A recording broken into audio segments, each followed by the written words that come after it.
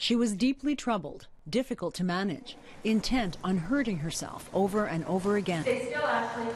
6 years after Ashley Smith strangled herself for the last time in her segregation cell, her controversial death, it seems, has changed nothing. In a disturbing report, Canada's prison watchdog finds the number of self-injury incidents in federal prisons has more than tripled in the last 5 years, with 901 incidents in the last year alone.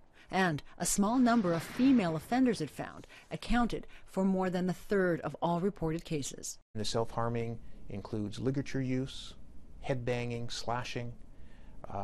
It's very serious. The study focused on 8 female inmates who, like Ashley Smith, repeatedly hurt themselves. And like Smith's case, the report found force was often the main response. What we're seeing is evidence of overuse of use of force, overuse of restraints, overuse of pepper spray, overuse and inappropriate use of isolation and segregation.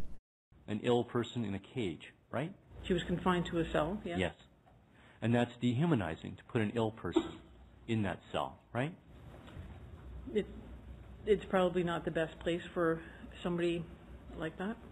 At the ongoing inquest into Smith's death, former warden Cindy Berry testified today that staff was overwhelmed, but denied knowing guards who were under orders not to intervene the day Smith died were confused about the right approach.